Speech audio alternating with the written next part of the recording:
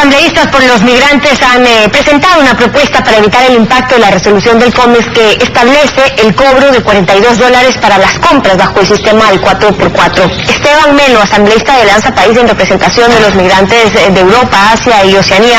Bienvenido a Contacto Directo.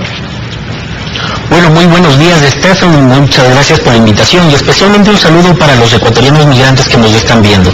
Efectivamente, con la compañera Jimena Peña, Fausto Cayambe, Liliana Guzmán y Paola Pavón, realizamos una propuesta que modificaba la resolución 23, donde se tocaba el sistema de 4x4. ¿Qué es el 4x4? El 4x4 fue creado en el año 2008 por el presidente Rafael Correa para que nuestras familias puedan mantener el contacto de 4 kilos, $400 en sus envíos. Ahora, el modelo se lo tiene claro. ¿Qué es lo que plantean ustedes para no afectar a los envíos que están haciendo los migrantes? Lo que pasa, Stephanie, si puedo indicar una estadística, lo que pasó fue que hubo un incremento importante, no se pasó de 90 millones a 52 millones durante el último año. Esto significaba que estaba entrando mucho, había gente que estaba abusando del sistema 4x4. Ojo, el sistema 4x4 se creó para nuestros migrantes y hubo gente aquí en el Ecuador que empezó a utilizarlo a través de tarjetas de crédito. Un caso emblemático, hubo un señor que envió más o menos $300,000 y eso es abusar, y eso es generar competencia desleal y ante todo la transformación de la matriz productiva es importante, que es lo que estamos haciendo, protegiendo nuestra industria nacional. Por eso es que se modificó. La diferencia con respecto a la resolución 23 es que ahora se pueda seguir enviando, nuestros migrantes pueden seguir enviando sus paquetes en las mismas condiciones, 4 kilos hasta $400 de valor FOF con un máximo de envíos de 12 al año. Claro, pero ustedes dicen que se mantenga esa tarifa cero cuando es 4x4, 4 kilos hasta $400, siempre que se trate, y ahí ponen, de mercancías sin fines comerciales y cuyos remitentes sean migrantes que acrediten tal calidad. Y ahí, en este caso, estarán exentos del pago de tasas hasta por 12 envíos anuales. Ahora, ¿cómo calificar que no tenga fines comerciales por un lado y que sean migrantes acreditados? Stephanie, ¿qué es este envío? Este envío es el cariño, el amor que tenemos nosotros por nuestros familiares. Es el regalo de cumpleaños, es el regalo del Día del Padre, es para la persona, ¿no? Al estar lejos, pues intentamos tener un presente que nosotros mismos hemos elegido. ¿Qué es lo que pasa? Que de esta forma nosotros estamos garantizando para nuestros migrantes que puedan tener el servicio a través de documentos probatorios. Estos dos documentos probatorios serían el ID consular o la inscripción consular que ya existe y también la inscripción en el padrón electoral, que también ya existe. ¿Por qué ambos documentos? Simplemente por facilidad.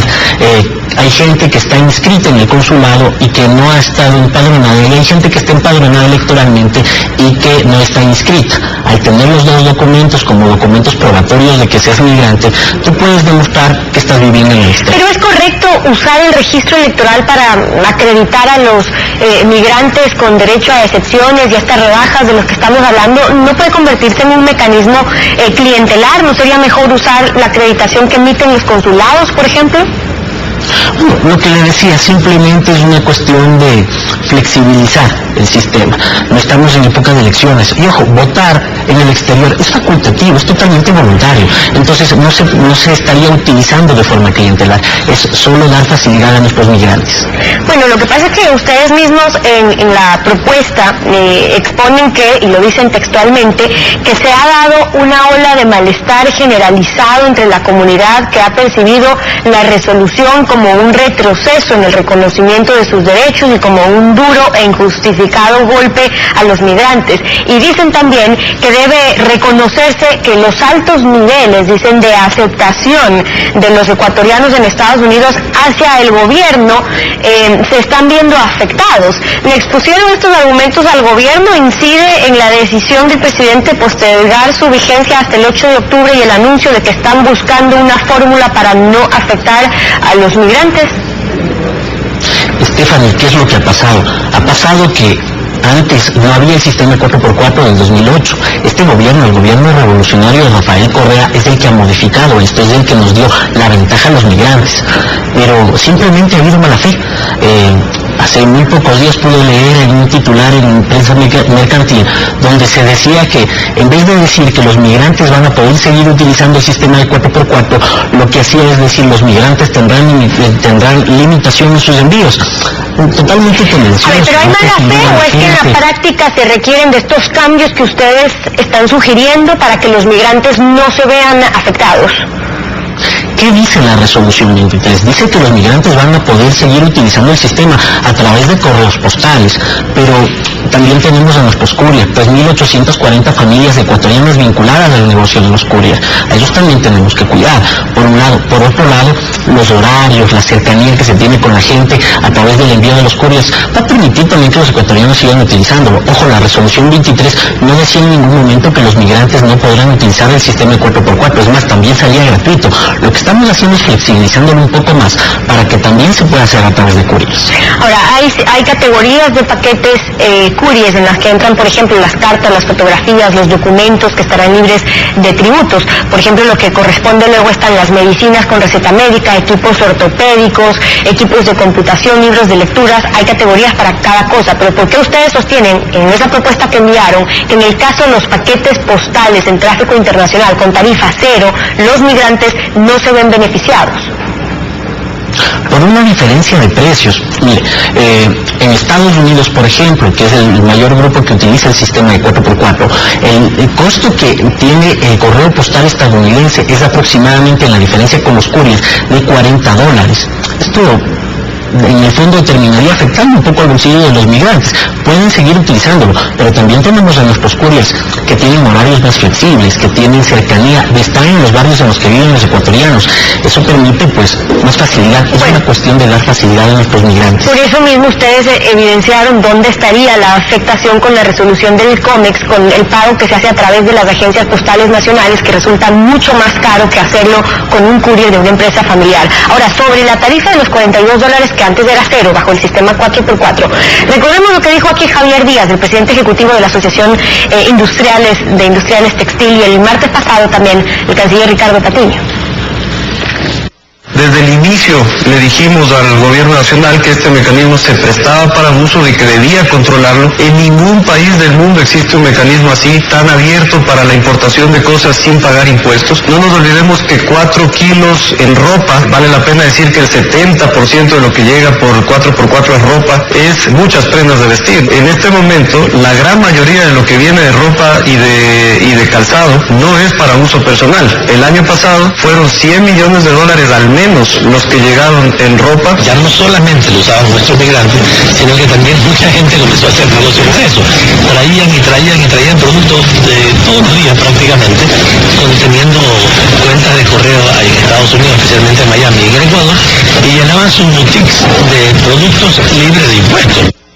En el texto de su propuesta, ustedes dicen en cambio que los principales usuarios de estos mecanismos son los migrantes para envíos a sus familiares. ¿Con qué cifras o estudios lo sustentan? Los usuarios de 4x4 son 347,000 usuarios. De estos, 117,000 eran personas que compraban a través de Internet. ¿De qué se trata? Se trata de llegar a una posición de equilibrio. Stephanie, la transformación de la matriz productiva no solo es una idea, tiene que ser un hecho. Y todos los países que se han desarrollado industrialmente hicieron esto, protegieron a su industria nacional. ¿Qué es lo que pasa? Que, mire, Reino Unido, Inglaterra, Alemania, los propios Estados Unidos protegieron en una primera instancia a su industria nacional hasta que llegasen a tener un nivel de capacidad y de competencia que sea igual o superior en el mercado internacional. La posición de equilibrio sería, por un lado, proteger a nuestros industriales ecuatorianos y, por otro lado, que la ventaja que tenían nuestros migrantes se siga manteniendo. ¿Cómo evitar entonces que este mecanismo sirva para evadir impuestos, para comercializar o para traer ropa para vender, como lo citaban? Se trata de incentivar o desincentivar. La tasa de $42 no dice que la gente no pueda seguir utilizando el sistema de 4x4. Lo que sí hace es que la gente pues se piense un poquito más poder consumir la industria nacional. Ya hay que ponerse la camiseta ecuatorianos, pues tenemos nuestro jean de pelileos, tenemos nuestro buen calzado que puede ser utilizado perfectamente por nosotros. Hay que incentivar la industria nacional, hay que seguir apoyando al proceso ecuatoriano, hay que seguir apoyando a nuestros industriales. Por eso se trata de una posición de equilibrio. Lo que ustedes sugieren refieren entonces son estas excepciones en el caso de los migrantes y quienes estén acreditados como tal. Esta es una propuesta en la que ya hay consenso con sus compañeros de Alianza para el Procedimiento. Hemos hecho un trabajo técnico, un trabajo en el cual hemos estado junto con el Ejecutivo, junto con miembros del COMEX. Es de agradecer la actitud positiva que ha tenido el ministro Rivadeneira. Nosotros apoyamos a la industria nacional, pero también ese cariño, ese amor que tienen nuestros migrantes. El mandar un par de zapatos, un pantalón a nuestro familiar no es otra cosa que recibir cariño, recibir ese amor que tiene el migrante, que quiere que su hijo tenga eso que escogió él porque lo vio bonito y pensaba que le podía quedar bien a su hijo, a su madre, a su hermano, a todos sus familiares. De eso es de lo que se trata. Vamos a seguir apoyando esto. Esteban Melo es asambleísta de Alianza País por los Migrantes, hoy en Contacto Directo. Muchas gracias por habernos acompañado. Muchísimas gracias. A usted, 7:30. Nos vamos a una pausa. Al volver, Pavel Muñoz, secretario nacional de Planificación. Vamos a hablar sobre la renovación del Consejo Nacional de Competencias del sistema a la carta, al nuevo modelo a los 4 años de vigencia del COTA, el traspaso de las competencias del gobierno nacional a los gobiernos autónomos. Ya regresamos, quédese en nuestra sintonía. Reforma fiscal es cuando prometen reducir los impuestos sobre las cosas que se graban desde hace tiempo y para ello crean nuevos sobre las cosas que aún no están grabadas. Lo dijo Edgar Font, presidente de la Asamblea Nacional de Francia, 1973-1978.